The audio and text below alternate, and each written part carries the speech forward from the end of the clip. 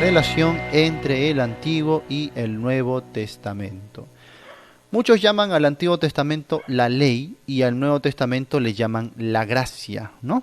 Sin embargo, estos nombres son muy limitados, ya que hubo gracia bajo la ley en el Antiguo Testamento, ¿no?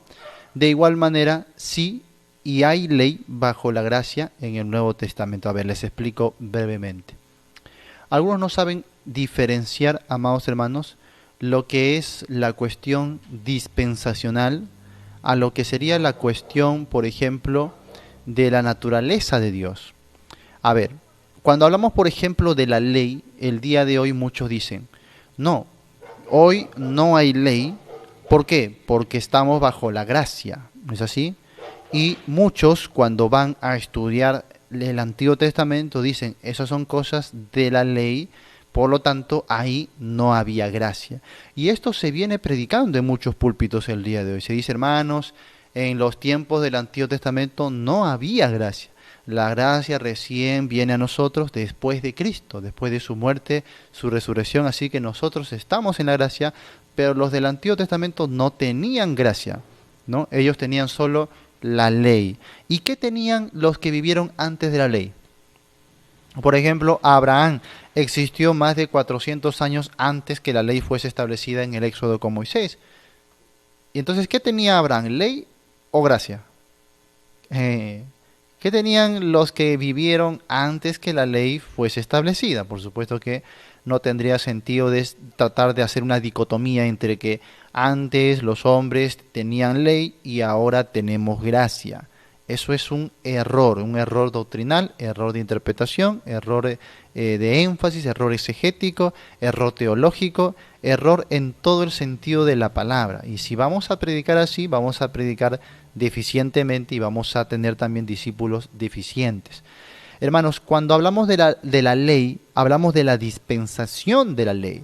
La dispensación de la ley concluye cuando inicia la dispensación de la gracia. Pero eso no quiere decir que no haya ley en la gracia. Tampoco quiere decir que antes, en la dispensación de la ley, no había gracia. Una cosa entonces, por ejemplo, es la dispensación de la gracia y otra cosa es la gracia de Dios. Son dos cosas totalmente distintas. Cuando hablamos de la gracia como dispensación, hablamos de un programa escatológico, una línea de tiempo o un tiempo indeterminado X, ¿no? En la que Dios obra de cierta manera con el hombre. A eso le llamamos el tiempo de la gracia. Ahora, ¿por qué se le nombra gracia? Porque ahora que vamos a estudiar a fondo el Antiguo Testamento, nos vamos a dar cuenta que sin el Nuevo Testamento, solo tomando en cuenta el Antiguo, ya tenemos una escatología completa. En cuestión de teología, el Antiguo Testamento está incompleto. Pero en cuestión de escatología no. Por ejemplo, la vez pasada les dije, en cuestión escatológica, el Antiguo Testamento ya nos revela, por ejemplo, el milenio o el reino mesiánico. Ya nos revela el día de Jehová o la segunda venida de Cristo Jesús. Ya nos revela, por ejemplo, los cielos nuevos y la tierra nueva. Ya nos revela el reino eterno. ¿Sí o no? Entonces, en cuestión escatológica, el Antiguo Testamento está completo. ¿Sí o no? No hay que añadirle nada, ¿no? Entonces, si Dios hubiese dejado todo en Antiguo Testamento hace 2000 años atrás, ya se hubiese establecido el reino, porque todo estaba completo ya hasta el reino. Muy bien.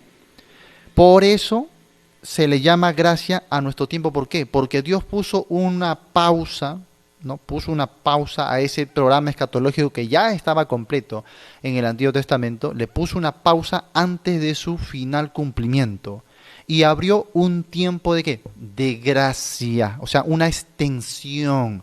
Es como decir una prolongación, ¿no? Extendió un tiempo en la que ese programa quedaría en stand-by, quedaría ahí en pausa, no estaría vigente por un tiempo indeterminado hasta que otra vez Dios vuelva a retomar ese programa. Eso es lo que llamamos gracia. Por eso se llama gracia. ¿Por qué? Porque Dios ha puesto en pausa su programa escatológico que ya estaba revelado en el Antiguo Testamento para dar un privilegio especial ahora a los gentiles por un tiempo indeterminado. Y por eso le llamamos gracia. No le llamamos gracia solo por pensar que en sola esta época o dispensación exista gracia y que en las otras no la hubo. No, eso es un error. Gracia siempre ha habido, desde el principio de la creación hasta la nueva creación. En toda la historia de la humanidad siempre va a haber gracia, ¿ya? Entonces, por ejemplo, nos hacemos una idea de la dispensación de la inocencia o de la conciencia, cuando existieron solo Adán y Eva. Ellos estaban bajo la gracia en la inocencia. Sí, es cierto, y nadie duda de eso, pero también estuvieron en la gracia bajo la conciencia. ¿Por qué? Porque pecaron y no murieron instantáneamente, sino que fueron redimidos, fueron perdonados, fueron vestidos con pieles de animales que evocan la justicia divina, ¿no? Y entonces ellos fueron perdonados. ¿Qué vemos ahí? Gracia. Gracia de parte de Dios. Dios llamó a Eva, Dios permitió que se le nombre a Eva con ese nombre que significa madre de todos los vivientes, cuando antes se le había dicho que si comiere del fruto ciertamente moriría. Y es más, no le pone el nombre Eva Dios, le pone Adán, su esposo. Adán es que le pone el nombre. Te vas a llamar Eva, madre de los... ¿Y qué es eso? Fe, obviamente. ¿Por qué ellos tuvieron fe? Porque estaban bajo la gracia de Dios. Muy bien. Entonces Dios los perdona, Dios los limpia, Dios los restaura y hace de ellos, pues, padres de toda la raza humana. ¿Eso es gracia o no es gracia? Por supuesto que sí. Cuando vamos a la historia del diluvio, los hombres prediluvianos, pues, son hombres sanguinarios, perversos. Sin embargo, la Biblia dice, pero Noé halló, ¿qué? Gracia delante de Dios. Ah, muy bien. ¿Existió gracia o no en esta época? Muchos siglos antes de la ley, claro que sí, ahí está la gracia de Dios. Y así, a medida que avanzamos en las historias de la Biblia, vamos a ver una y otra vez cómo se manifiesta la gracia de Dios, la gracia, a veces en eventos grandes y a veces en cuestiones muy pequeñas, pero la gracia de Dios siempre se va a estar manifestando, siempre, siempre, ¿no? Cuando llegaron a Canaán, también desobedecieron, quebrantaron el pacto. Igualmente Dios los perdonó, Dios continuó adelante con su fidelidad a su pacto, que estamos viendo ahí, gracia, ¿no? En el tiempo de la monarquía, gracia, hasta el tiempo del retorno, todo el tiempo estamos viendo gracia de parte de Dios. Así que no vayamos a pensar que porque no estaban en la dispensación que se llama gracia, no había gracia. Eso es un error, siempre existió gracia. Por supuesto, en esta dispensación también hay gracia. Algunos también están enseñando lo siguiente, enseñan que después que se termine el tiempo de la gracia, entonces ya no va a haber gracia. Por eso que algunos piensan que después del arrebatamiento de la iglesia, que es el evento que da clausura a la dispensación de la gracia, algunos piensan que ya no va a haber salvación. Y algunos lo predican así, después del arrebatamiento ya no hay salvación. ¿Por qué? Porque se acabó la gracia. No, pues lo que se acaba es el periodo de la gracia, pero no se acaba la gracia de Dios. La gracia es inacabable, inagotable, nunca se va a acabar, nunca se va a extinguir. Decir que la gracia se acaba es lo mismo que decir que Dios desaparece o Dios deja de existir, lo cual es un absurdo, pues. No puede Dios dejar de existir. Dios es la fuente de la gracia, por lo tanto la gracia siempre va a existir. Entonces es un error pensar que la iglesia es arrebatada y se acaba la gracia. No, la gracia va a continuar. Pero pastor, ahí viene la tribulación. Sí, pero ¿en la tribulación va a haber gracia o no? Claro que sí. Ahí Jesús en Mateo 24 dice, los días fueron, la interpretación correcta ahí sería, fueron acortados. ¿Por qué fueron acortados los días? Por amor a los escogidos. Porque si no fuesen acortados los días, ninguno sería salvo. Dice Cristo. ¿Qué es eso? Gracia. Y será predicado este evangelio del reino a todas las naciones y entonces vendrá el fin. ¿En qué época se predicará ese evangelio del reino? En la tribulación. Gracia. Y luego, después de la segunda venida, cuando acabó la tribulación, el Señor vendrá, evitando que mucho pueblo sea aniquilado, y establecerá su reino, llamará a las naciones y les dirá, entrad a mi reino, al reino de mi Padre preparado para vosotros. ¿Qué es eso? Gracia. Así que la tribulación, y después de la tribulación va a haber gracia, por supuesto que sí. Y pastor, y después del milenio también. Bueno, los 1000 años de reino en la tierra es gracia de por sí, porque Cristo mismo se está mostrando al mundo, donde los profetas dirían, pues ninguno tendrá necesidad de decirle al otro, mira, te enseño cómo es Dios, porque todo el mundo en ese tiempo conocerá al Rey que estará reinando desde Jerusalén. Y durante el 1000 años las naciones del mundo tendrán la oportunidad de arrepentirse, de creer en el Mesías. Recuerda que Jesucristo en la segunda venida hizo un juicio a las naciones y determinó que las que él denominaba cabras no iban a entrar al reino de los cielos, pero sin embargo extendió 1000 años de periodo de gracia para que esas naciones con sus hijos y los hijos de sus hijos puedan también encontrar salvación en su reino. Después de eso, después de 1000 años de gracia, el Señor soltará recién a Satanás para reunir esas naciones que no se han arrepentido, vendrán a hacer guerra contra el Señor. Entonces, hasta el final de los tiempos siempre vamos a ver gracia de Dios. Nunca se va a acabar la gracia de Dios. Muy bien. Así que hay que corregir esos aspectos teológicos que a veces simplemente por escuchar por ahí algún video, alguna predicación, nos formamos una teología equivocada. Bueno, ahora vamos con lo otro. Estamos en el periodo que se llama gracia. Y algunos dicen, como ya no estamos bajo la ley, entonces quiere decir que el día de hoy la ley no aplica, entonces quiere decir eso que el día de hoy no hay ningún tipo de ley, no hay mandamiento, como estamos en gracia podemos vivir como queramos. ¿Será eso cierto a la luz de la Biblia? No, claro que no. No estamos bajo la ley en el sentido del código mosaico, bajo la ley de maldición, bajo la letra de muerte. En ese sentido no estamos bajo la ley. Pero no es que no estamos bajo ley de Dios. Pablo lo explica claramente en sus cartas. Sí, no estamos bajo la ley. No quiere decir eso que no es que estamos sin ley. Sí, estamos bajo la ley de Cristo. Lo va a decir una y otra vez a la iglesia. Así que es absurdo ese argumento que algunos dicen, ustedes dicen que ya no estamos bajo la ley, entonces pueden vivir haciendo lo que ustedes quieran, pueden vivir pecando. Absurdo. Le digo, por supuesto que no, porque cuando decimos que no estamos bajo la ley nos referimos a que no estamos en la dispensación de la ley, no estamos bajo el código mosaico, ¿sí? Pero sí estamos bajo ley. ¿Bajo qué ley? Bajo la ley de Cristo, que es la ley del amor, y en Romanos 13 Pablo habla de eso. La ley del amor en Cristo Jesús nos impide hacer mal al prójimo. Por lo tanto, no tenemos necesidad de irnos al código mosaico, porque ya tenemos ley en esta dispensación de la gracia, la ley de Cristo, que es llamada la ley real. ¿Por qué es llamada la ley real? Uno, porque viene del rey. Y si el rey existe en toda época, en toda dispensación y eternamente, entonces la ley que se desprende de él es también eterna. ¿Sí me dejo entender? La ley entonces existe siempre, eternamente. Entonces tengamos cuidado con malinterpretar las dispensaciones a los atributos o el carácter de Dios o la naturaleza de Dios. Que no estemos bajo la ley no significa que podamos hacer lo que se nos pegue en gana, porque sí estamos bajo ley. No estamos bajo la ley mosaica, pero estamos bajo la ley de Cristo, que es superior a la ley de Moisés. ¿Sí me dejo entender hasta aquí? ¿Sí me dejo entender? ¿Todo claro? Muy bien, espero que esté claro, porque eso en realidad es algo sencillo y es algo básico, pero que lamentablemente muchos hoy por no entender están cometiendo tremendos errores garrafales en la doctrina y en la interpretación. Por eso es necesario, hermanos, estudiar la Biblia así, pues, en panorama. Ahí vamos a poder entender mucho mejor, ¿ya? Muy bien.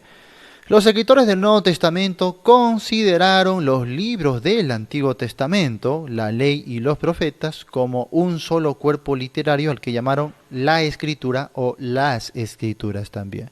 En el siglo II de la era cristiana, comenzó a hacerse referencia al primer grupo de 39 libros de la Biblia como el Antiguo Testamento y al segundo grupo de 27 libros como el Nuevo Testamento. Esta designación, amados hermanos, también, aunque ya lo expliqué, vamos a reiterar, esta designación del grupo de libros que llamamos Antiguo Testamento y Nuevo Testamento es una designación canónica, no es una designación doctrinal. Cuando nosotros hablamos de los grupos canónicamente, pues el Antiguo Testamento termina en Malaquías, para nosotros, ¿no? Y el Nuevo Testamento comienza en Mateo, canónicamente hablando, pero doctrinalmente no. Doctrinalmente, el Nuevo Testamento inicia con la muerte de Cristo Jesús. ¿Sí me dejo entender? Eso ya lo explicamos citando Hebreos capítulo 9. Porque un testamento, dice ahí, no es válido entre tanto que el testador vive, así que es necesario que intervenga muerte del testador. Por lo tanto, cuando tú estás en las páginas de los evangelios, ten cuidado porque ahí es terreno del Antiguo Testamento. doctrinalmente hablando. Así que tienes que separar esas cositas, ¿ya? Cuando a veces en un culto, hermanos, vamos al Nuevo Testamento, abramos Mateo. Ten cuidado, está hablando canónicamente, pero doctrinalmente, cuando tú citas, por ejemplo, Mateo 5, Mateo 9, Mateo 10, es Antiguo Testamento todavía. ¿Por qué? Porque Cristo, el testador, no había muerto todavía. Así que todavía estamos bajo el antiguo pacto en esos capítulos. ¿Sí entienden ese punto? ¿Sí? ¿Ok? Ya, todo ok. Muy bien. Así que mucho cuidado porque si no lo entendemos así vamos a malinterpretar. Por ejemplo, una mala interpretación. Mateo 3:11. Cuando dice, ¿no? Juan el Bautista. Él los bautizará en Espíritu Santo y fuego, ¿no? Y el pastor evangélico sube al púlpito, mira, acá dice el Espíritu nos bautizará con Espíritu Santo y fuego, hermanos, así que salgan adelante que les voy a soplar, van a recibir ahora, toma, y recibe el bautismo del fuego del Espíritu. Están malinterpretando terriblemente las Escrituras, ¿no? Porque ahí no existía la iglesia, ahí está bajo el antiguo pacto todavía. El fuego del cual está hablando ahí se refiere a lo mismo que hablaban los profetas del Antiguo Testamento, que era juicio para Israel por no recibir, por no arrepentirse y recibir a su Mesías. Entonces no tiene nada que ver con la iglesia, ni el bautismo del Espíritu Santo a la iglesia. ¿Te das cuenta? Nada más basta con leer el contexto inmediato, versículos antes, versículos después, y Juan está hablando de un juicio para los israelitas que no quieren arrepentirse. ¿Ven? Muy importante es entender la Biblia en su panorama o vamos a cometer tremendos errores, ¿ya? Bueno, continuamos adelante. Vamos a ver el antiguo pacto y el nuevo pacto aquí, para establecer esta relación, ¿ya? Relación entre el Antiguo y el Nuevo Testamento. El antiguo pacto, en primer lugar, fue escrito en hebreo, ¿no? Fue escrito en hebreo, berit, que significa acuerdo o contrato, de donde viene nuestra palabra testamento o pacto, ¿sí? Acuerdo, contrato, berit, ¿ya? Muy bien. Luego, el Nuevo Testamento fue escrito en griego, ¿ya? Diatheke, última voluntad, testamento legado.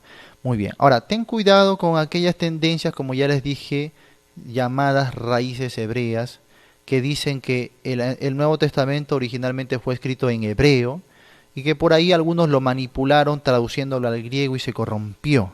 Y que por lo tanto para poder entender bien el Nuevo Testamento tienes que entenderlo en hebreo, ¿no? No existen tales escrituras del Nuevo Testamento en hebreo como escritura original, eso es una mentira. Tener cuidado con esas cositas que están saliendo por redes sociales el día de hoy. El Nuevo Testamento fue escrito básicamente en griego, a pesar de que a ellos no les gusta, porque ellos son bastante simpatizantes del judaísmo, ¿no? Pero es que lo que pasa es que no han entendido, no han estudiado, eso es la verdad, no han estudiado, por ejemplo, la composición del Antiguo Testamento. Cuando estudiamos el hebreo es un derivado, por ejemplo, de lenguas, semitas cananeas.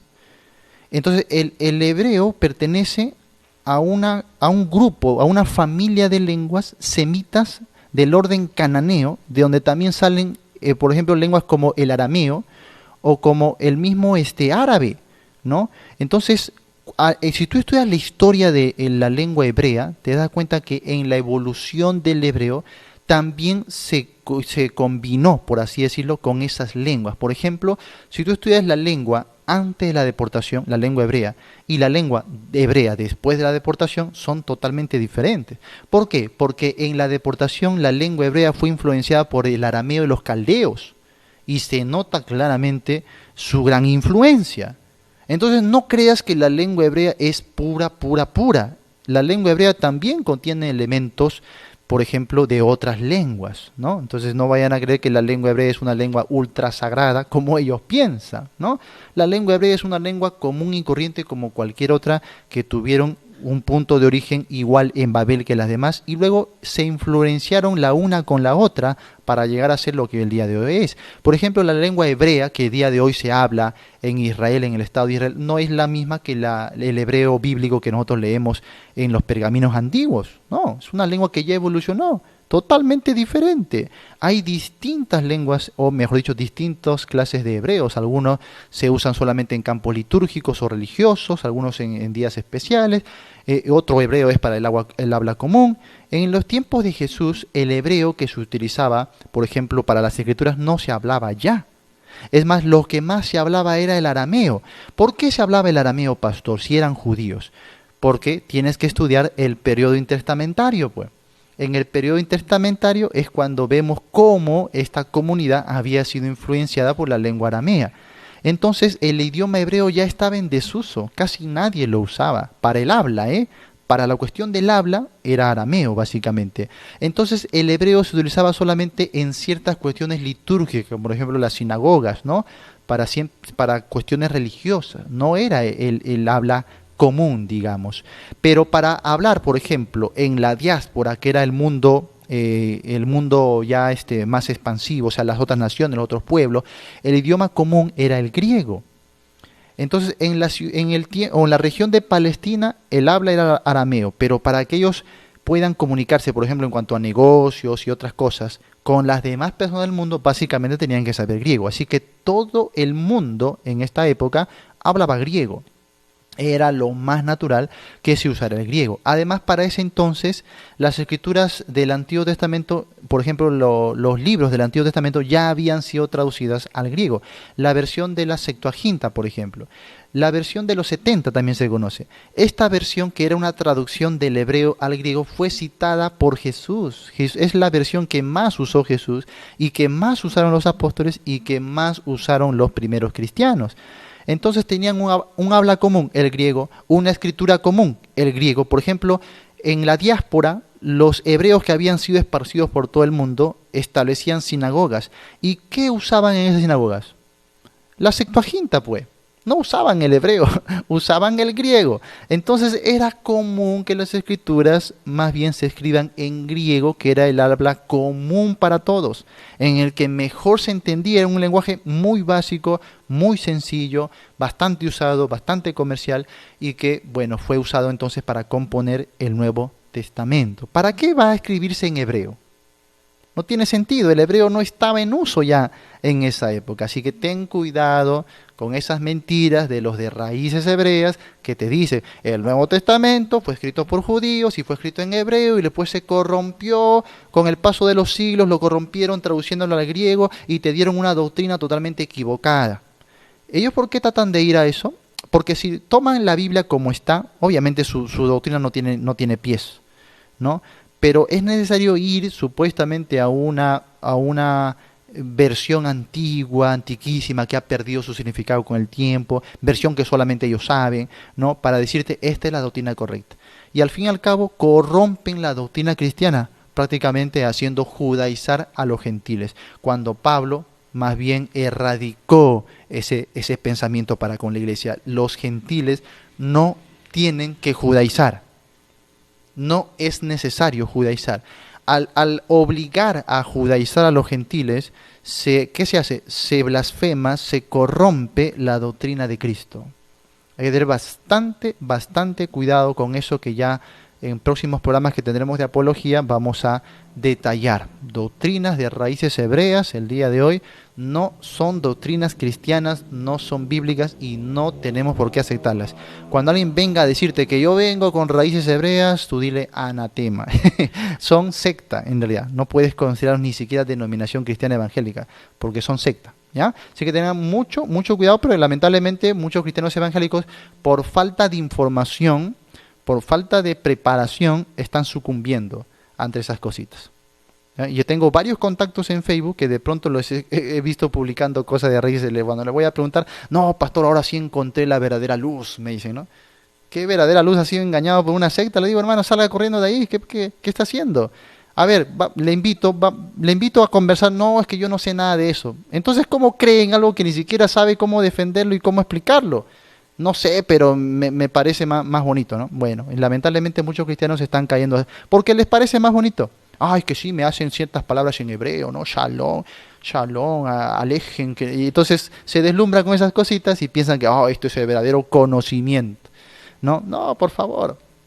El hebreo mismo, por ejemplo, el libro de Daniel, que este 7 de marzo voy a empezar a enseñar en la facultad.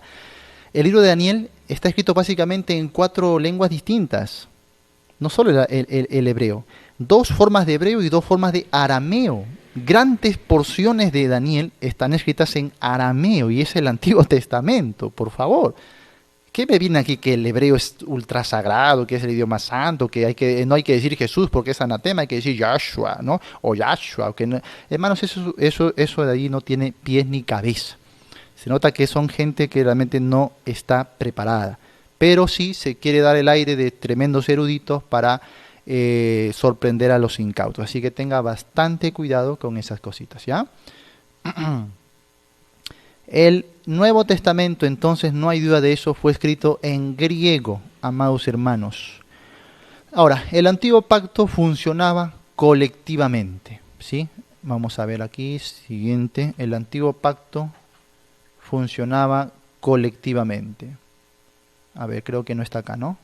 Ya, no importa, ahí no me lo voy a dejar y yo les voy a dictar.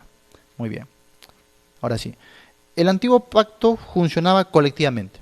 El Nuevo Pacto funciona individualmente. Ahora, ¿por qué colectivamente? Porque el Antiguo Pacto descansaba sobre la administración de una nación. Básicamente por eso, ¿no? Por ejemplo, para que Israel obtenga la bendición del Antiguo Pacto, la nación toda tenía que guardar el pacto. No era algunos, sino toda. Si toda la nación guardaba el pacto, toda la nación era bendecida. Pero basta con que una parte de ellos quebrantara el pacto, todos sufrían la maldición del Antiguo Pacto, ¿no? Muy bien. Siguiente. El conocimiento de Dios era a través de los que enseñaban. En el Antiguo Pacto el conocimiento de Dios era a través de los que enseñaban. En el Nuevo Pacto el conocimiento de Dios es a través de la palabra y del Espíritu que mora en la persona. Por ejemplo, en 1 de Juan, capítulo 2, el apóstol va a decir, vosotros tenéis ya la unción del Santo que les enseña todas las cosas. Y esa unción dice, permanece en vosotros y no tenéis necesidad de que nadie os enseñe. Muy bien. Hace unos días publiqué un post que no pensé que iba a pegar mucho sobre la responsabilidad personal que cada uno tiene en su preparación bíblica, ¿no? Y bueno, gracias a Dios he visto una gran mayoría de personas colocando un amén a eso, pero sin embargo algunos por ahí, algunos elementos decían, no estoy de acuerdo, ¿no? Porque nadie puede entender por sí mismo, dice, ¿no? Nadie puede edificarse por sí mismo, ¿no? Entonces necesitamos que el pastor esté a nuestro tras ahí, día y noche con nosotros, ¿no? Lo cual es un absurdo, pues. ¿Por qué es un absurdo? Porque humanamente hablando es imposible que un pastor esté con el 100% de su congregación todo el tiempo, pues, ¿no? Eso es una locura, ni Jesús hizo eso, pues, ni los apóstoles hicieron eso, ¿no? Y en segundo lugar, ¿por qué es absurdo? Porque la Biblia jamás lo demanda. Anda a buscarme algún pasaje que diga que el pastor tiene que estar uno tras uno ahí monitoreándoles todo el día lo que hacen, lo que no hacen. Eso es mentira. Se ha inventado en la tradición que el pastor tiene que estar visitando casa por casa, pero en realidad la Biblia no lo dice. En la Biblia sí hay, y yo le puedo sacar un montón de versos del Nuevo Testamento, en la que sí dice que eso es responsabilidad de los creyentes, no del pastor. Los creyentes tienen que, uno a otros, tienen que exhortarse, enseñarse, animarse, alentarse, consolarse, etcétera, unos a otros. Eso sí le puedo sacar y toda la noche les cito si quieren versículos del Nuevo Testamento. Eso es responsabilidad de los creyentes. Nunca dice que es responsabilidad del pastor. La responsabilidad del pastor es velar por la sana doctrina. A nivel congregacional, el pastor lo que hace es cuidar que la iglesia no se desvíe de la sana doctrina. Pero el conocimiento, la edificación, el pastoreo de las ovejas pertenecen a los creyentes. Los creyentes mutuamente tienen que edificarse. Eso sí es bíblico. Muy bien. Bueno, entonces algunos piensan de que no, si no hay alguien atrás de mí ministrándome, enseñándome, yo no voy a aprender. Aquí me voy a quedar en mi casita, ya no voy a ir ni siquiera a congregar, sino vienen a sacarme de la manito, a llevarme hasta el templo para yo aprender, ¿no? Creyentes, ¿cómo se dice esto? Inmaduros, bebitos, ¿no? Niños, infantiles, carnales, que lamentablemente así nunca van a madurar ni ser usados por Dios, ¿no? En el Nuevo Testamento, en este nuevo pacto, hermanos, recibimos la gracia de tener al Maestro de Maestros morando en nosotros. Entonces, cuando yo escribí ese post, no dije en ningún momento que uno aprenda de sí mismo, en ningún momento, sino uno aprende con la dirección del Espíritu Santo. Quien me guía, me enseña ahora es Dios desde dentro, porque el Espíritu mora ahora dentro del creyente, algo que no ocurría en el antiguo pacto. Y la Biblia dice que el creyente puede ser enseñado, ministrado, guiado por el Espíritu Santo. Entonces, él me está diciendo mentiroso cuando yo di mi testimonio de que yo aprendí sin un pastor que esté a mi lado. ¿Cómo aprendí Biblia yo? En mi habitación, encerrado, ahí orando, ayunando, buscando a Dios. Así aprendí Biblia. Yo no aprendí yéndome a un seminario, ¿no? O que el pastor ha estado en mi casa todo el tiempo ahí para enseñarme, no. Los primeros años yo lo aprendí ahí, en mi habitación, solo. Claro, no solo, estaba el Espíritu Santo guiándome, enseñando, ministrándome. ¿Cómo aprendió su doctrina el apóstol Pablo? Él lo dice en Gálatas capítulo 1, él dice, él no lo recibió, dice, no por hombre ni por hombre, ni ningún hombre. Lo recibió directamente de Cristo. ¿Y dónde, Pablo? En el desierto de Arabia. 3 años. Recibiendo enseñanza directamente del Señor. Muy bien. No lo recibió de hombre alguno. Dice en su testimonio mismo el apóstol Pablo. Y no creo que el apóstol esté mintiendo, obviamente, ¿no?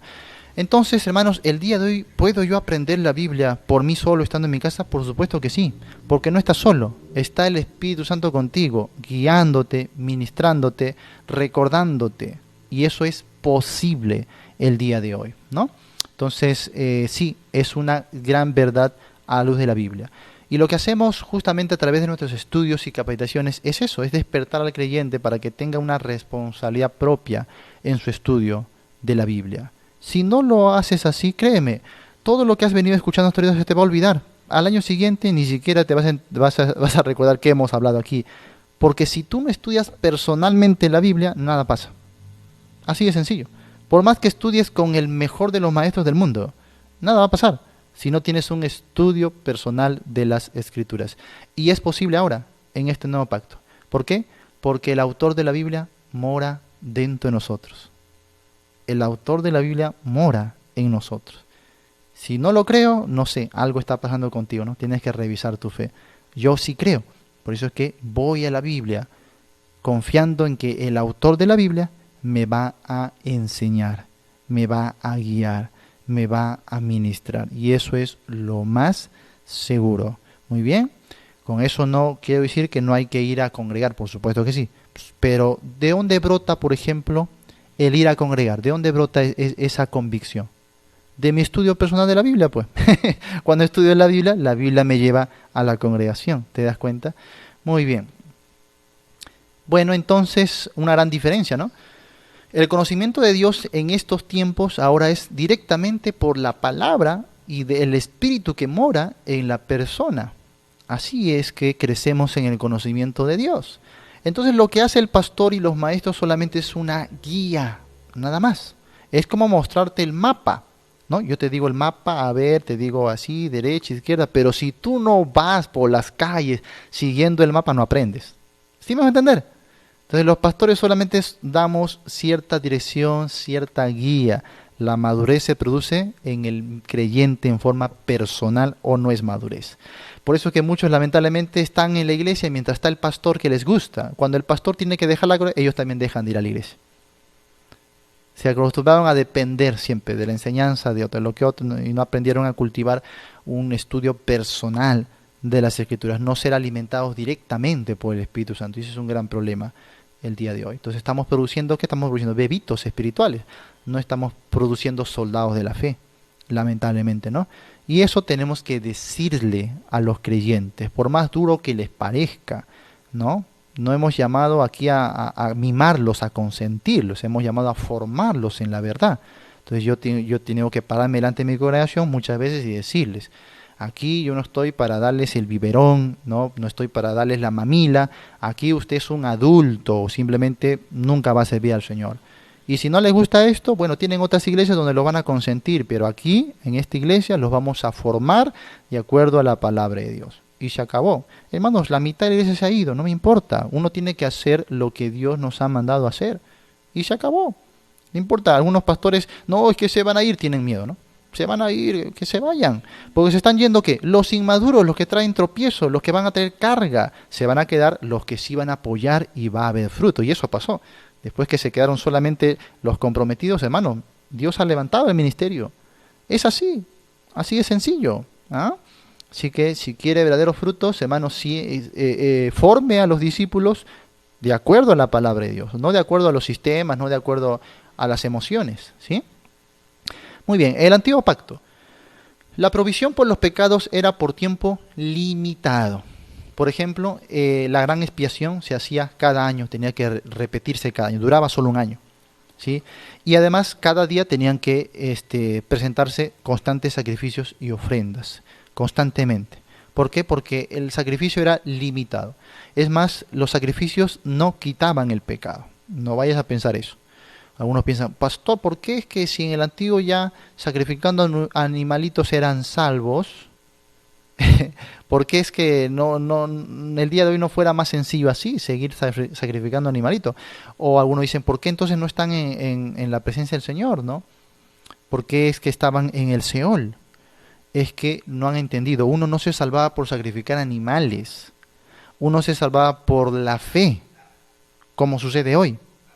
El sacrificio de animales solamente era una evidencia de la fe, nada más. Pero no te salvaba sacrificar animales. Y prueba de eso, ahí está Isaías capítulo 1 o Malaquías capítulo 1, donde el Señor dice, estoy hastiado de vuestros sacrificios y vuestros, ¿cómo se llama? Todo lo que ofrecían, ¿no? Tus ofrendas, sacrificios, los tiene hastiado mi alma, son abominación delante de mí. ¿Por qué? Porque sacrificaban mucho, pero no tenían un corazón arrepentido, no había fe en ellos, no servía de nada. Entonces el sacrificio animal no salvaba, lo que salvaba era la fe. El sacrificio animal simplemente tipificaba la gracia de Dios, y ellos cuando creían en Dios, hacían lo que Dios ordenaba, y eso estaba evidenciando su fe, ¿sí? En primer lugar eso. En segundo lugar, porque esa sangre que se vertía de los animales nunca quitaron los pecados, nunca. Eso solamente tipificaba la ofrenda que Dios iba a enviar luego por medio de su Hijo, que era perfecta, que sí iba a quitar los pecados. Así que solamente eran símbolos temporales. Entonces no quitaban el pecado, sino cubrían el pecado. Pero lo cubrían momentáneamente, y por eso es que tenían que volverse a sacrificar, volverse a sacrificar, volverse a sacrificar. ¿Por qué? Porque si no estaba esa sangre siempre, la ira de Dios venía sobre ese pueblo que estaba bajo un pacto de maldición. Entonces esa sangre de animales cubrían los pecados del pueblo nada más, momentáneamente, para que la ira de Dios no llegue pues con todo al pueblo. Muy bien, y eso se estableció, dice, hasta que venga Cristo, haga un solo sacrificio, perfecto, dice, una vez y para siempre. Ahora sí, Hebreos 9 y 10 revela que ese sacrificio de Cristo, que esa sangre perfecta sí quitan los pecados, lo que no hacían los sacrificios de los animales, ¿no? Muy bien, entonces en el Antiguo Testamento la provisión por los pecados era por tiempo limitado. En el Nuevo Pacto la provisión por los pecados es permanente. Hebreos por eso dice, Él se ofreció a sí mismo obteniendo eterna redención, ¿no? Eterna redención, viviendo siempre, dice, para salvar perpetuamente a los que por Él se acercan a Dios.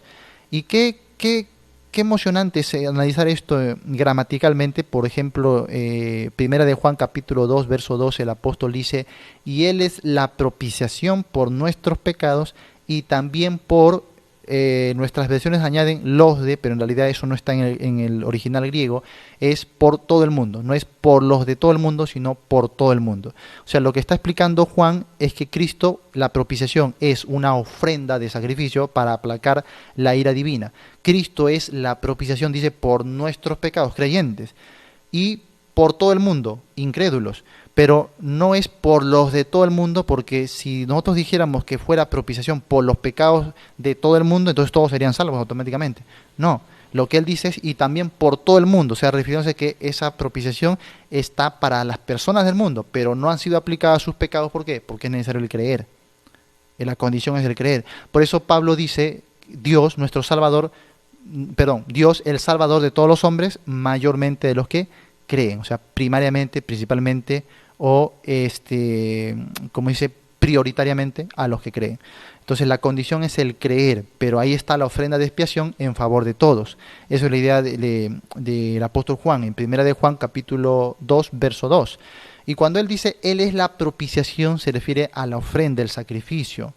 El sacrificio por nuestra redención o por nuestros pecados. Muy bien.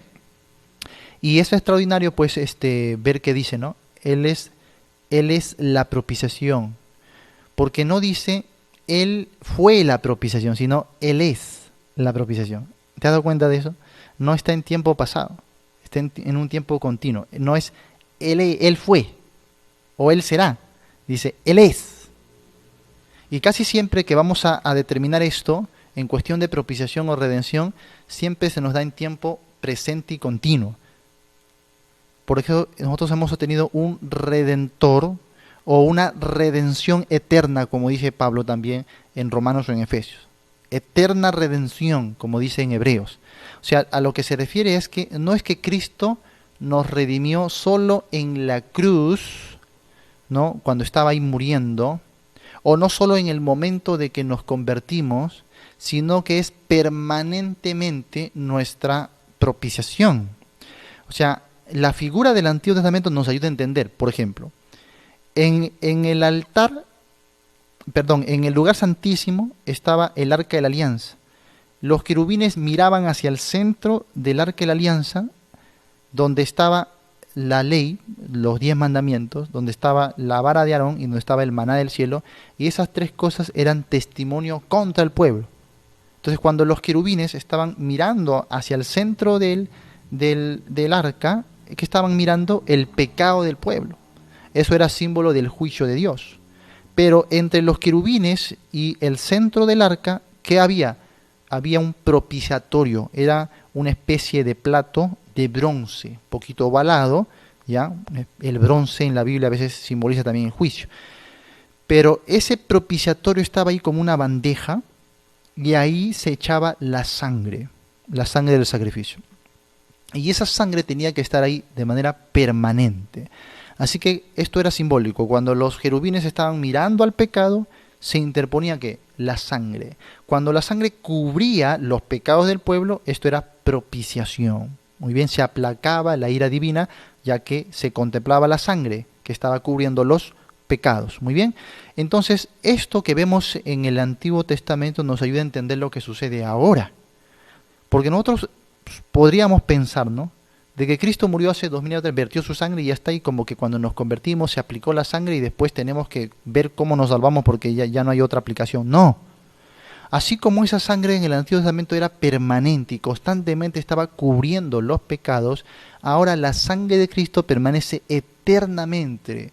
Hemos sido, como dice Pedro en 1 de Pedro capítulo 1, verso 2 o verso 3, rociados con la sangre de Cristo. Estamos cubiertos con la propiciación de Cristo. Y esto es de tiempo, o mejor dicho, de medida eterna, ¿no? O sea, es una propiciación inagotable.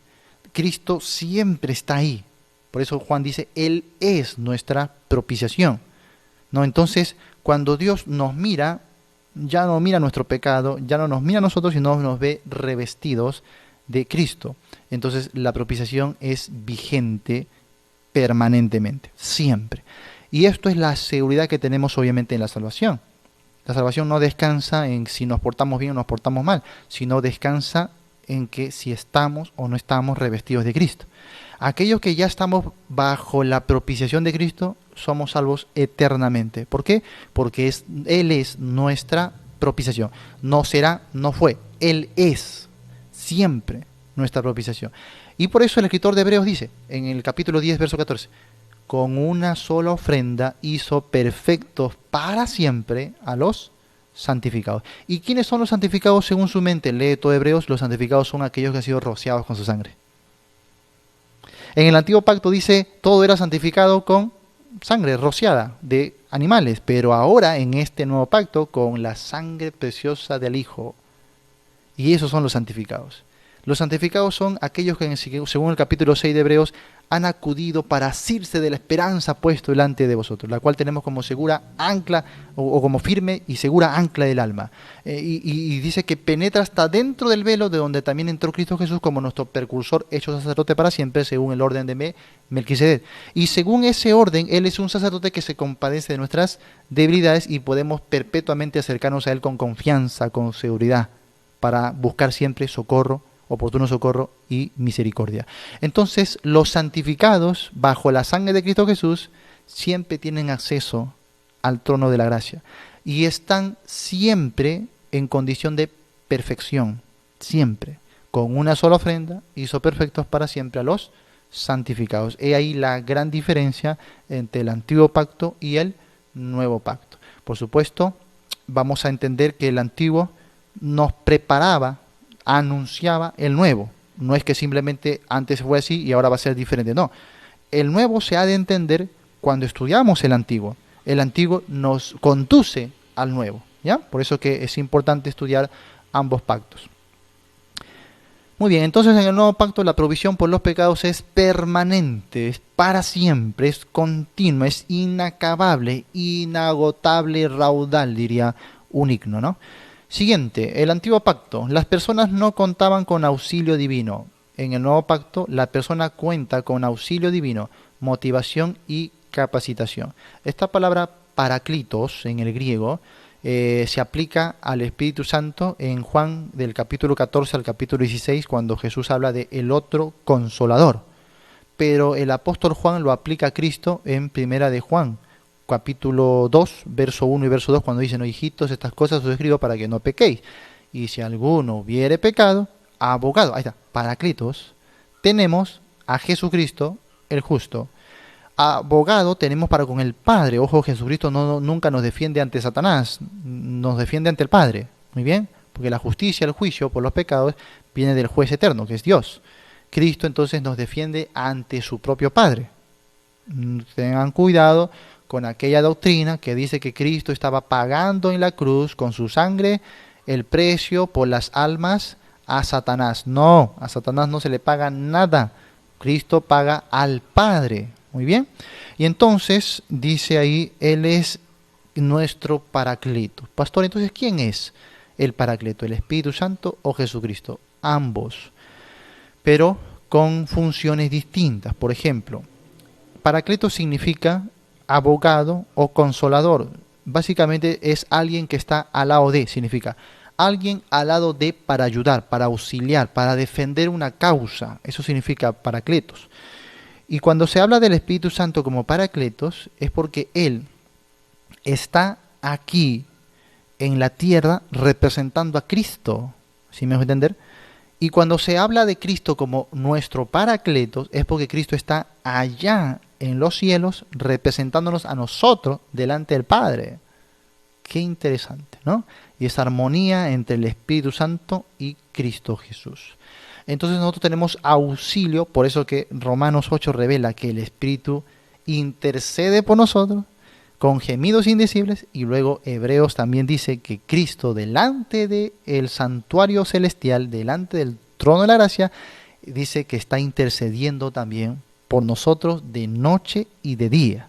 Qué interesante. Así que tenemos un auxilio divino, y ay de nosotros si no tuviéramos ese auxilio divino, hermano. Eso es la gracia, ¿no? Bienvenidos al nuevo pacto. Disfrutamos de bendiciones celestiales sumamente superiores a las que se disfrutaban en el antiguo pacto, ¿no?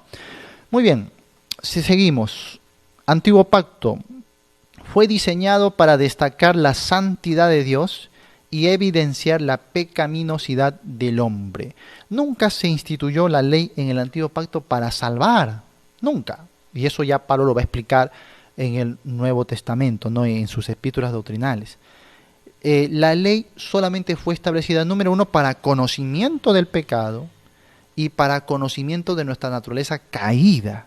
Y la ley, como dice Pablo en Romanos 7, siempre nos va a llevar a estar esclavos del pecado. Es una trampa, dice Pablo. Es una trampa puesta por Dios. ¿Por qué? Porque así nos aferramos a Cristo. Él termina el capítulo diciendo, más gracias a Dios, que nos da la victoria por medio de Cristo. Pero si tratamos de cumplir la ley, entonces nos vamos a estar esclavos del pecado. Pero si tratamos de cumplir la ley, entonces nos vamos a estar esclavos de Cristo. Él termina el capítulo diciendo, más gracias a Dios, que nos da la victoria por medio de Cristo. Pero si tratamos de cumplir la ley, por nosotros mismos la ley nos seduce, nos embarra, caemos en la trampa y terminamos más pecaminosos que antes, ¿no? Entonces, no, nunca la ley fue dada para salvar. La ley fue dada más bien para anunciarnos que no podemos salvarnos por nosotros mismos. La ley, en una tercera sección, fue dada para condenar al que no es de fe. Por eso, decir que la ley no está vigente el día de hoy es un poquito equivocado. La ley sí está vigente. Por ejemplo, Pablo lo usa en Timoteo cuando dice, la ley es buena si se usa legítimamente. ¿Qué quiere decir legítimamente? La misma palabra que va a usar en Corintios 9 cuando habla de el luchador, ¿no? Que de todo se abstiene, o en 2 Timoteo capítulo 2 también, ¿no? del atleta que se abstiene de muchas cosas, o que no es coronado sino lucha legítimamente. ¿Qué significa legítimamente? Significa hacer algo o usar algo siguiendo las reglas establecidas para eso. Por ejemplo, en una disciplina deportiva, por eso Pablo habló de las carreras o del atleta, en una disciplina deportiva hay reglas y tú recibes el premio si es que has peleado siguiendo las reglas, ¿no? Si incumples las reglas, no vas a seguir. Algo por ahí pasó, por ejemplo, en el Mundial, en las eliminatorias pasadas con Bolivia, ¿no? Bolivia ganó a Chile, ganó a Perú, pero después le quitaron sus puntos y le dieron 3 puntos a Perú. ¿Por qué? Porque participaron, ganaron el partido, pero no siguiendo las reglas, o sea, no legítimamente. Muy bien, esa palabra se aplica para el uso de la ley. La ley, el día de hoy, sí ha de usarse, pero legítimamente. Yo hice un artículo, está en mi fanpage, de cómo es usar la ley legítimamente. Creo que hice como 7 o 8, creo, ahí maneras de cómo usar la ley legítimamente a la luz de la palabra. Muy bien. Entonces, una de las maneras de usar la ley legítimamente es aplicar la condenación de la ley solo al incrédulo. Por eso que Pablo dice ahí, pero la ley no es para el justo, ¿no? Sino para ¿quién es? Para los incrédulos. Por eso menciona parricidas, homicidas, etcétera, ¿no? La ley no fue dada para el justo, sino para los incrédulos, lo dice Pablo con claridad. Entonces, ¿la ley se aplica el día de hoy? Sí, pero solo para condenar. Cuando yo intento usar la ley para justificarme o autojustificarme, estoy usándola ilegítimamente. Entonces, lo que debemos hacer no es tanto decir que la ley no está en vigencia, lo que debemos decir es que la ley no aplica a nosotros, lo que ya hemos sido justificados en Cristo. Eso es lo correcto. Pero de que la ley está vigente, claro que sí. Pero la ley es para condenar, amados hermanos, no es para justificar. Pablo entonces en Gálatas y en Romanos diría, por cuanto por las obras de la ley ninguno se justificará delante de él. ¿Por qué cree usted que en Apocalipsis 20, cuando todos pasan ante el trono blanco, se abren los libros y son juzgados según sus obras? ¿Quién de ellos fue salvo? Ninguno. Cuando uno pasa a ser juzgado según sus obras, la ley actúa ¿para qué? Para matar y condenar. Y entonces la ley es aplicada a ellos y todos son lanzados al lago de fuego. No hay ni uno que se justifica. Delante de Dios ninguno se justificará por medio de la ley. Así que los que el día de hoy son fanáticos de la ley y quieren autojustificarse por la ley, no sé qué decirles. No sé qué decirles, ¿no? Que les vaya bien en el intento, pero aunque sabemos que no van a lograrlo. En Romanos 9, Pablo dijo que los judíos tropezaron intentando autojustificarse con la ley. Tropezaron. Para los que no son de fe, la ley es mero tropiezo. Si los judíos, teniendo circuncisión que tú no tienes, teniendo pactos solemnes que tú no tienes, teniendo tantas cosas que tú no tienes, no se pudieron justificar con la ley, ¿qué te hace creer a ti que tú sí? Pablo en Filipenses 3 dijo, ¿tú crees que tienes algo de qué gloriarte? Yo fui circuncidado al 8º día, con eso ya te derrotó. ¿Tú fuiste circuncidado al 8º día? No, ya fuiste. Pastor, me circuncidé a los 30 años. Pablo al 8º día y ni eso le sirvió. Así que, ¿qué te hace pensar a ti que la ley sí te va a justificar? Es totalmente absurdo. Es totalmente absurdo, ¿no? Muy bien. Entonces, hay que entender bien estos detallitos, ¿ya?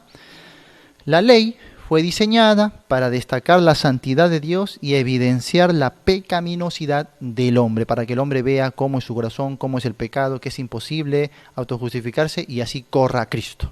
Para eso es la ley, ¿no? Para que el hombre pueda correr a Cristo. Muy bien. Pero en el nuevo pacto, este pacto fue diseñado para salvar al hombre. La santidad de Dios es mostrada en Jesucristo. Muy bien. Entonces nosotros podemos ser santos, ¿cómo? En Cristo Jesús. Por eso que Pablo cada vez que hablaba a los creyentes les decía a los santos en Cristo Jesús. No hay otra manera. Nunca hay un santo en sí mismo. Si somos santos es en Cristo o por medio de Cristo. No hay otra manera. No hay otra forma, ¿sí? Aquellos que al día de hoy cuando hablan de santidad, ¿has visto esas denominaciones? Cuando hablan de santidad, ¿de qué hablan? De la ropa. De la ropa. Si yo hoy salgo con un polito, ese pastor es pecador. Como me ven con camisa y corbata, santo, está practicando la santidad.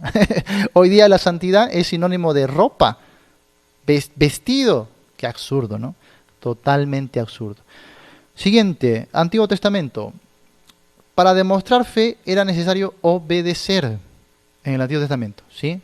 ¿Cómo uno demostraba su fe? Con la obediencia. De ahí que Santiago, un judío, diciéndole a otro judío, la fe sin obras es muerta, porque yo quiero ver tu fe, ¿cómo? Por tus obras. Muy bien. Bueno, vamos a lo siguiente, en el Nuevo Testamento, en el Nuevo Pacto, la obediencia es consecuencia de la fe. Así de sencillo. La obediencia es consecuencia de la fe. Todos aquellos que son de la fe de Jesús tienen a el Espíritu Santo morando en ellos, son regenerados, transformados y por consecuencia van a obedecer. Fruto de la fe. En el Antiguo Pacto la relación con Dios era a través del sacerdote. En el Nuevo Pacto la relación con Dios es personal y directa. Tenemos acceso directo al trono de la gracia a través de nuestro gran sumo sacerdote, que es Cristo Jesús. Justo alguien me estaba preguntando, pastor, ¿por qué no hay sacerdotes ahora en la iglesia? ¿No? No es necesario. Ya, no es necesario. Pastor, pero me sacaron primera de Pedro 2, ahí dice real sacerdocio, nación santa, pueblo adquirido por Dios. Sí, pero eso es de forma simbólica. No tenemos hoy sacerdocio de oficio, ¿no? El sacerdocio de oficio era en el Antiguo Pacto, ¿sí? Y uno a través del sacerdote podía tener una relación con Dios. Pero ahora no, ahora es directamente, cada uno. Por eso que cada uno puede ser llamado un sacerdote en el sentido espiritual, porque cada uno ministra en la presencia de Dios y puede compartir de eso que va aprendiendo con los demás. Entonces, sacerdotes de oficio no lo hay. Los pastores no somos sacerdotes, ¿ya? Los pastores no son sacerdotes. Son cerdotes, que es otra cosa, pero no son sacerdotes. ¿Ya? Los pastores no son mediadores entre Dios y los hombres. No tenemos comunión con Dios por medio de los pastores. Algunos son otros son no, entonces, pero no somos sacerdotes. Por favor.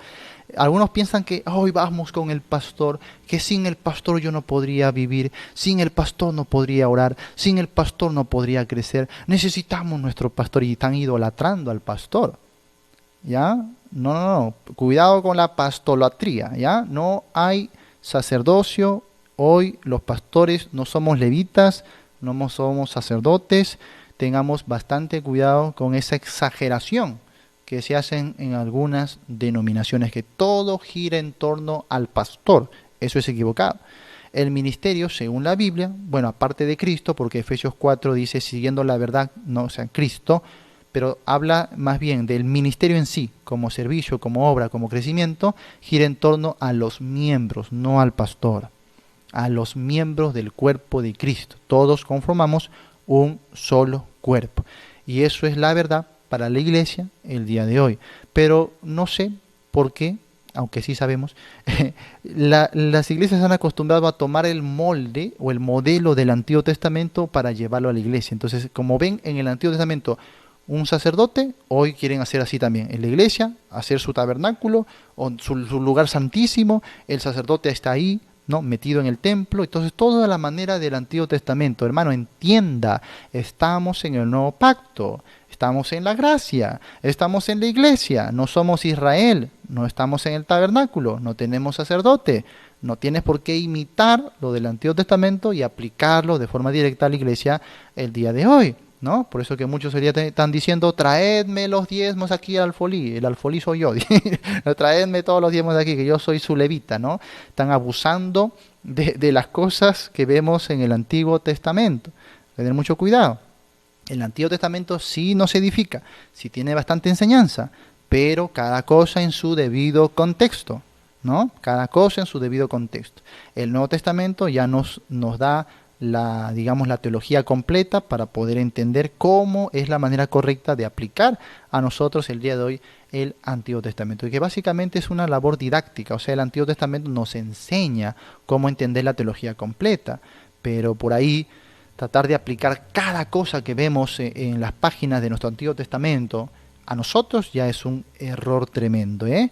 Que hay que tener bastante cuidado porque no somos Israel, ¿ya? Y los pastores no son sacerdotes, no son levitas. Hay que tener bastante cuidado con eso. Y bueno, así que la relación con Dios hoy es personal, directa. Usted no tiene que ir a un templo, no tiene que ir a un hombre. Usted ahí en su habitación puede encontrarse directamente con Dios y hablar con Él y recibir de Él gracia, perdón, poder, fortaleza, ¿no? Aprender la palabra ahí con Él. Y hermano, hoy necesitamos eso. Porque hoy lamentablemente por seguir el molde del Antiguo Testamento casi todo lo hemos encasillado al templo y al pastor. Y por eso el pueblo de Dios está tan desprovisto de fortaleza, de poder, ¿no? De vida, ¿no? Entonces eso no funciona. Tenemos que vivir las cosas como Dios nos lo ha dado en este pacto, en el nuevo pacto, ¿sí? El Antiguo Testamento terminó con la muerte de Cristo, y esto es correcto, subráyalo por favor. No termina con Malaquías, termina con la muerte de Cristo. El Nuevo Testamento, el Nuevo Pacto, empezó al morir Cristo. Ahí empieza, ¿ya? El Antiguo termina con la muerte de Cristo, el Nuevo comienza con la muerte de Cristo.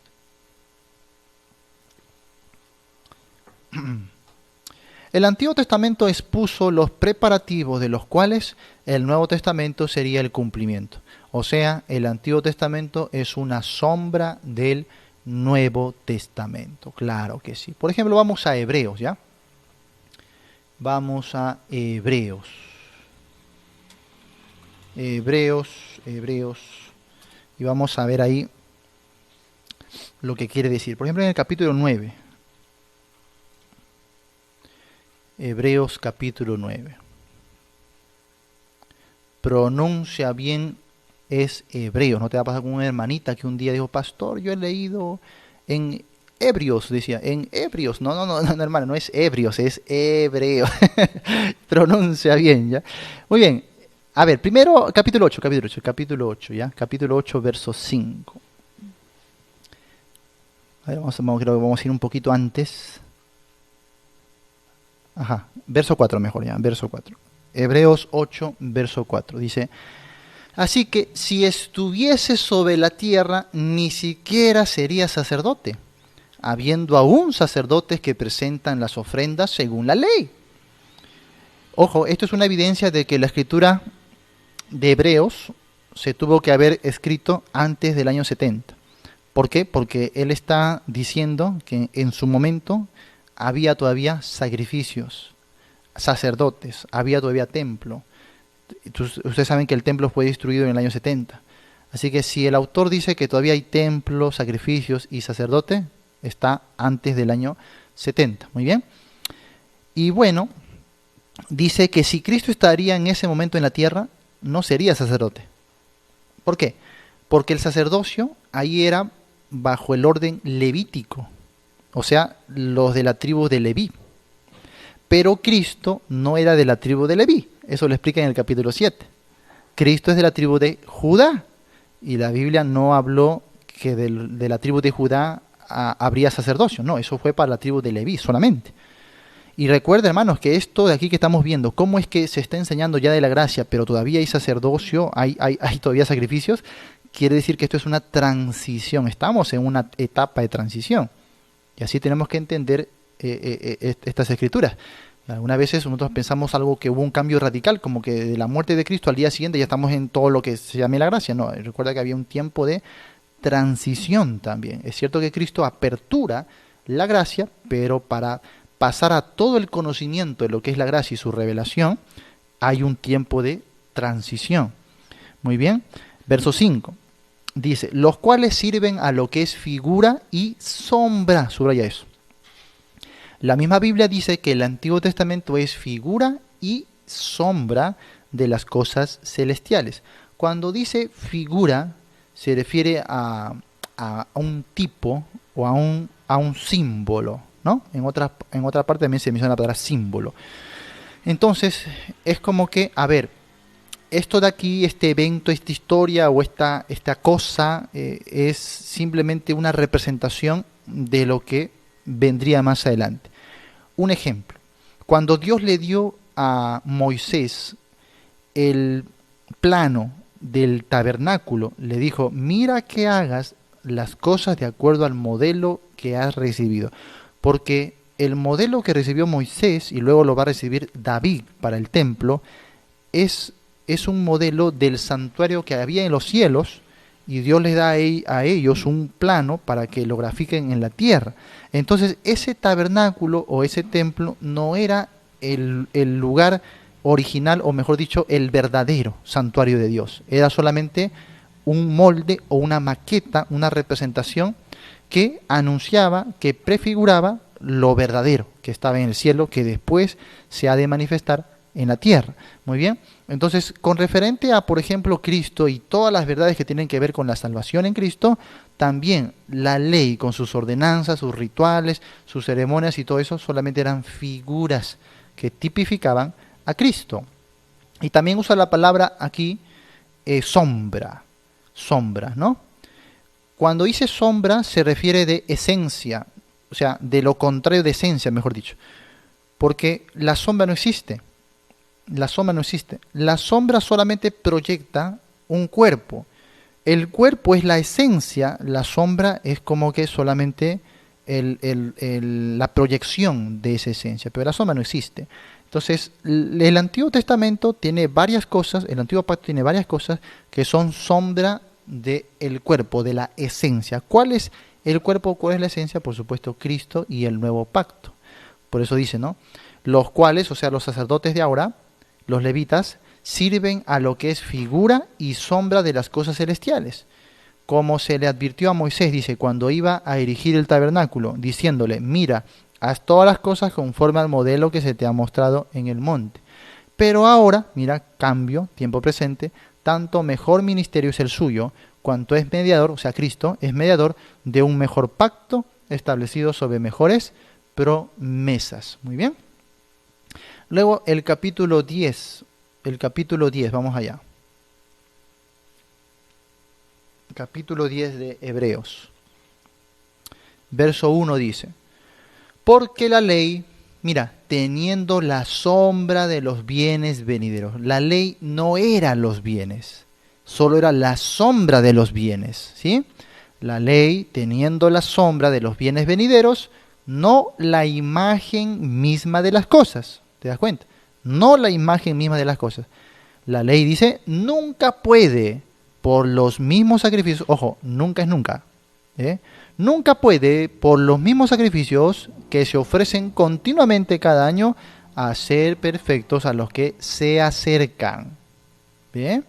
Entonces la ley no puede. Por eso les hice la pregunta, ¿qué les hace creer a ustedes que ni el pueblo de Israel pudo justificarse por guardar la ley? ¿Qué te hace creer a ti el día de hoy que tú sí vas a poder? Es absurdo, pues. Es completamente absurdo. Ellos que la comenzaban a guardar desde nacimiento, no se pudieron justificar con la ley, y tú piensas que tú sí. Porque has encontrado a tus raíces hebreas, que a tus mesiánicos no sé qué cosa, porque ahora dices unas palabritas en hebreo, que Shalom o Yeshua, y ahora crees que vas a ser salvo por eso. Absurdo, pues, hermano. Totalmente absurdo, ¿no? La ley, el antiguo pacto, solo era sombra del nuevo pacto, y esa es la relación entre el antiguo y el nuevo. Así hay que estudiar la Biblia, por favor. Por eso, así es bueno estudiar la Biblia en panorama, porque si no, vas a cometer errores como algunos que, pero pastor, vemos en Saúl que perdió su salvación. Dios mío, entiende, el Antiguo Testamento es sombra de los bienes venideros. No puedes tomar un versículo y derribar toda una doctrina sólida del panorama de las Escrituras. Ten cuidado con esas cositas que hacen a veces, ¿no? Y así, ¿cuántos versículos del Antiguo Testamento son quitados, aplicados de forma directa a la iglesia de hoy? Y, hermanos, se establecen doctrinas pésimas, doctrinas totalmente equivocadas, ¿no? Por no tomar en cuenta esta relación que hay entre el Antiguo y el Nuevo Testamento. Relación de sombra y esencia, ¿no? Relación de símbolo y realidad, ¿eh? Tipo, antitipo, ¿sí? Anuncio, cumplimiento. Siempre entiende esa relación entre el Antiguo y el Nuevo Testamento. Muy bien, pasamos ahora a lo siguiente. Diferencias entre el Antiguo y el Nuevo, o el Viejo y el Nuevo Pacto. El Antiguo Testamento no está completo sin el Nuevo Testamento, claro que sí. No obstante, el Antiguo Testamento anticipa su cumplimiento y plenitud en el Nuevo Testamento. Muy bien. Entonces, nuevamente, no podremos, hermanos, entender el Nuevo Testamento sin la base y dirección del Antiguo Testamento. Así como no podemos entender el Antiguo Testamento sin la iluminación del Nuevo Testamento. Hay una relación estrecha y el creyente el día de hoy tiene que estudiar ambos testamentos, ¿sí? Ambos pactos. No puedes estudiar solo uno. Siempre, pastor, ¿qué estudio antiguo? Los dos, le digo yo. Estudia los dos. No vas a poder entender uno sin el otro. Así de simple. Muy bien. A ver. El nuevo pacto, no, aquí ya nos salteamos mucho, así que no está en las diapositivas, les voy a ir poniendo nada más, ¿ya? Les voy a ir dictando. A ver. Antiguo pacto, nuevo pacto, vamos a ver diferencias generales. Primero, el antiguo pacto, vamos a ver así.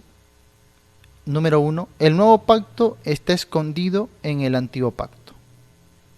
Así de simple.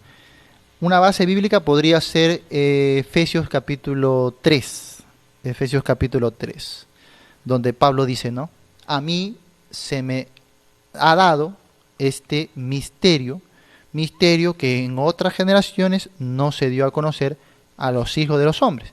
Y ahí te explica, ¿a qué se refiere Pablo con ese misterio? Se refiere al misterio del nuevo pacto, pues. El misterio del nuevo pacto, la gracia, ¿no? La iglesia, los gentiles, todo eso, ¿sí? Entonces, cuando Pablo, es extraordinario eso, porque es una nueva revelación, pero sin embargo, cuando Pablo fundamenta ese nuevo pacto, ese misterio revelado, lo hace en el antiguo pacto.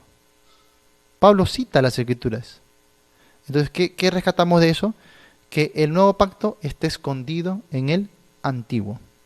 Que uno puede estudiar el Antiguo Testamento con esa, digamos, con esa perspectiva, ¿no? De que el nuevo pacto lo podemos ver ahí, escondido en el Antiguo Testamento.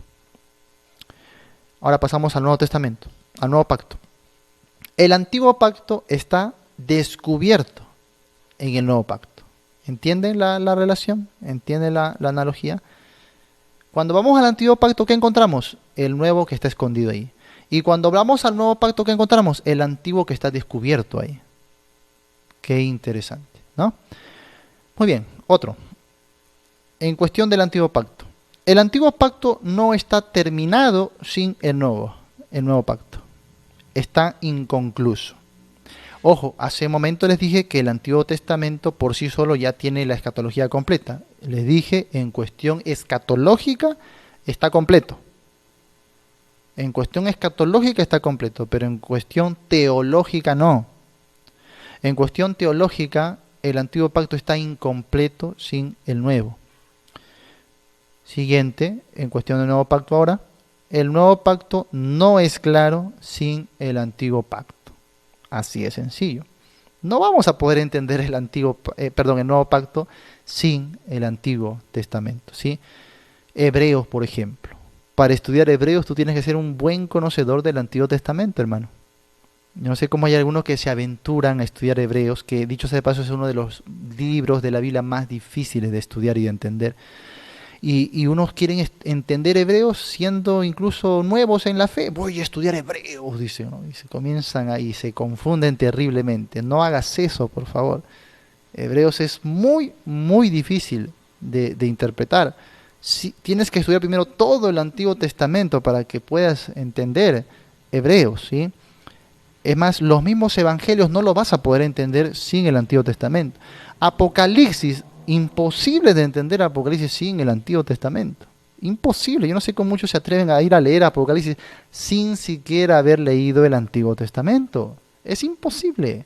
Luego estás pensando, la Biblia es difícil, el Apocalipsis es muy difícil, hay tantas cosas que no es difícil en realidad, solo que no estás siguiendo las pautas del Espíritu Santo. El Apocalipsis es uno de los libros más fáciles de entender, en realidad. Sí, pero ten en cuenta, para poder entender Apocalipsis, la base es el Antiguo Testamento. Por ejemplo, los profetas mayores, profetas menores, son esenciales para poder entender el Apocalipsis. Si no se hace un estudio de todos los profetas, no vayas a estudiar Apocalipsis. Así de sencillo. Así que entiende esa relación, ¿no? Y diferencias que no son diferencias, digamos, abismales, sino son diferencias más bien complementarias, ¿no? Entre el Antiguo y el Nuevo Pacto. Siguiente.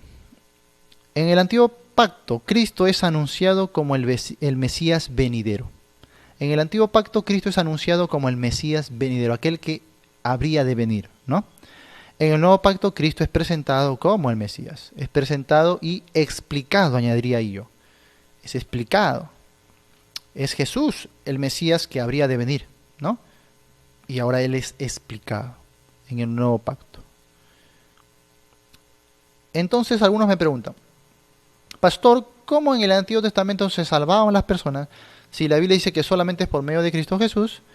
Pero en el Antiguo Testamento Cristo no había nacido y esas personas no conocieron a Jesús y ni siquiera Él había muerto. ¿Cómo se salvaron entonces? ¿Cuántos han hecho esa pregunta? Levante la manito. A ver, levante la manito. ¿Soy el único que me ha hecho esa pregunta? Hay algunos, muy bien. ¿Cómo? Por la fe en Jesús también. Pero pastor, si no había nacido ahí, si no había nacido ni había muerto, ¿cómo se salvaron por medio de Cristo Jesús? Sí, pero se salvaron por el Mesías que había de venir. ¿Y quién es el Mesías? Jesús, pues. Entonces, la fe en el Antiguo Testamento era a futuro. ¿Sí me dejo entender? Era a futuro. Tengo fe en aquel que va a venir. En aquel que va a venir.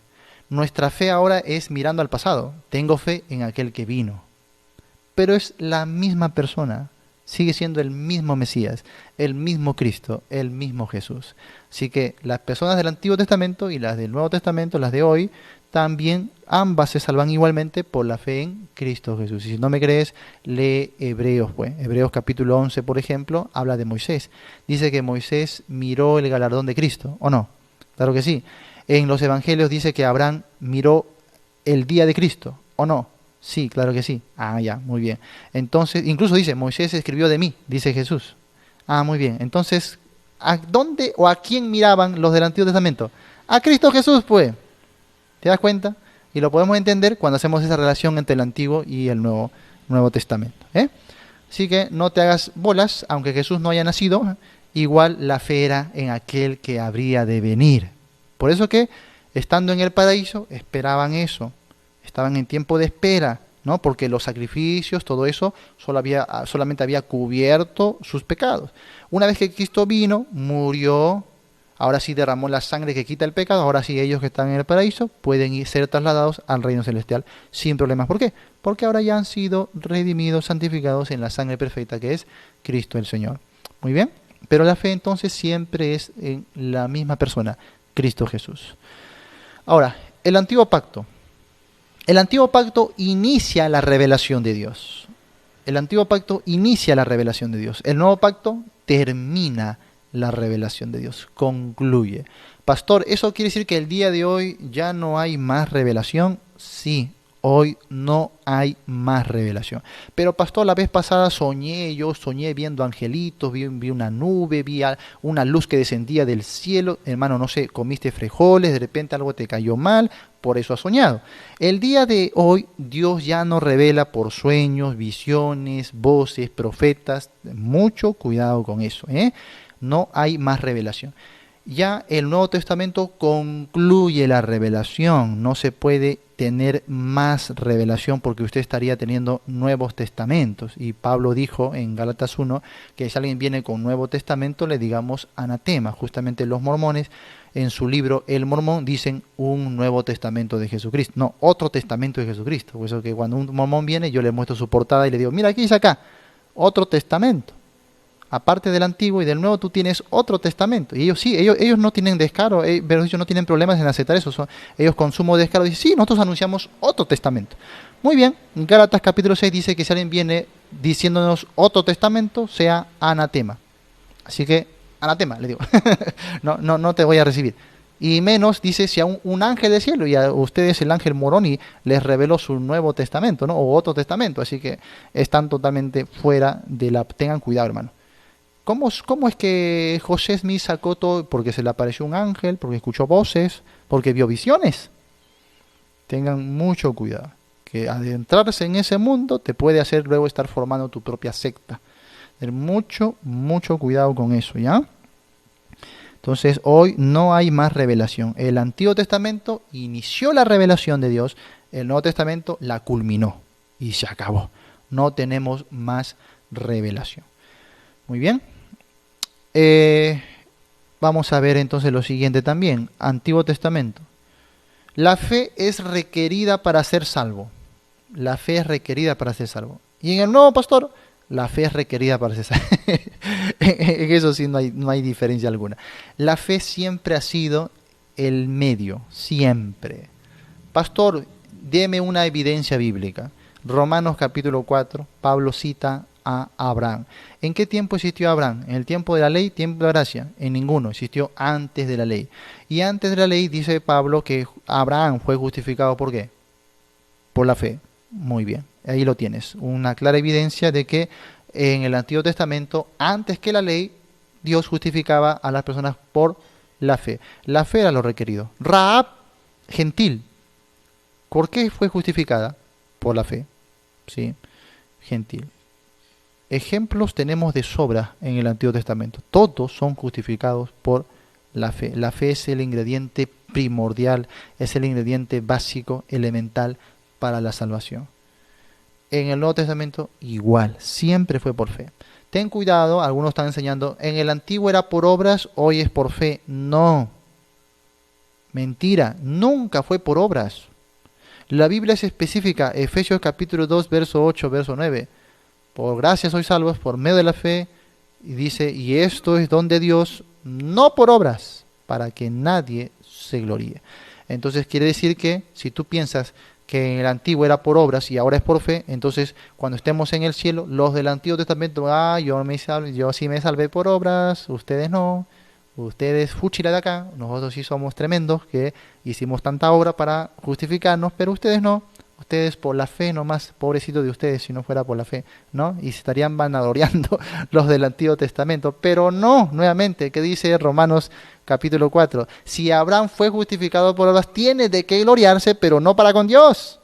Así que eso de no por obras para que nadie se gloríe también se aplica a los del Antiguo Testamento. El caso está de Abraham.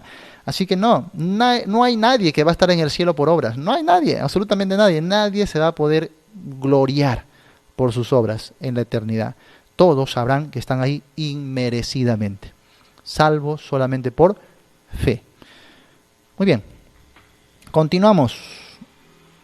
En el Antiguo Testamento, el plan profético de Dios es anunciado. El plan profético de Dios es anunciado, sobre todo a partir de Daniel, ya con lujos y detalles, ¿no? Con fechas incluso, con conteo de días, ¿no? Conteo de días y de años, todo es anunciado, pero al pie de la letra, ¿sí? En el Antiguo Testamento el plan profético de Dios es anunciado. En el Nuevo Testamento el plan profético de Dios se hace manifiesto, ¿no? Así de simple. Se da en cumplimiento, se perfecciona incluso con la revelación de Pablo y de Juan, ¿no? Muy bien. Luego, en el Antiguo Pacto vamos a ver que revela el camino de Dios. Revela el camino de Dios. El Nuevo Pacto ahonda el camino de Dios. Luego, el Antiguo Pacto da inicio a los principios y verdades acerca de Dios. Da inicio a los principios y verdades acerca de Dios. En el Nuevo Pacto se reafirman los principios y verdades de Dios. Por eso es que, les decía hace un momento, no se puede pensar ni menos enseñar que porque ya no estamos bajo la ley, y estemos bajo la gracia, significa que podemos vivir como queramos, significa que estamos sin ley. No, porque los principios que fueron, por ejemplo, antes de la ley, persistieron durante la ley de manera formalizada, pero después de la ley esos principios continúan, ya que los principios son eternos, amados hermanos. Los principios no se abrogan, lo que se abroga es la ley. Las leyes pueden abrogarse, ¿por qué? Porque las leyes están sustentadas o fundamentadas en los principios. Sin embargo, los principios no. Los principios son parte del carácter de Dios. Entonces no se pueden abrogar. De ahí que, por ejemplo, algo que fue formalizado como ley en el antiguo pacto, este mandamiento de sed santos, es llevado a los creyentes del nuevo pacto en 1 de Pedro 1:16. Dice, y como aquel que os llamó es santo, sed también vosotros santos en toda vuestra manera de vivir. Porque escrito está, sed santos porque yo soy santo. Entonces ese principio o ese mandamiento de la santidad se repite para con los del nuevo pacto. ¿Por qué? Porque no es tanto un mandamiento, es un principio. El principio es la santidad de Dios. Si Dios es santo, los que están en comunión con Él deben ser santos. Eso es un principio más que un mandamiento. Ese principio ya existía antes de la ley. Por ejemplo, hablando de los patriarcas, se aprendió muchísimo de la santidad de Dios. Incluso cuando se le apareció a Moisés, antes de que se estableciese la ley, le dijo, quita el calzado de tus pies porque el lugar en que estás santo es. Entonces se estableció ya el principio de la santidad de Dios mucho antes que la ley. En la ley lo que pasa es que ese principio se formalizó, se legalizó en un mandamiento. Luego, después de la ley, los mandamientos de la ley fueron abrogados, pero no el principio. El principio subsiste, Dios sigue siendo santo y demanda santidad de su pueblo. Ah, muy bien. Entonces por eso que los creyentes del nuevo pacto también reciben mandamientos o principios que tienen que ver con la santidad de Dios. ¿O no es así? Claro que sí. Así que decir que porque estamos en la gracia podemos vivir como queramos es un tremendo error. Es un tremendo error. Muy bien. Muy bien, amados hermanos. Para acabar, en el antiguo pacto, el pecado y la salvación son reveladas o revelados. El pecado y la salvación son revelados. En el nuevo pacto, el pecado y la salvación siguen siendo revelados.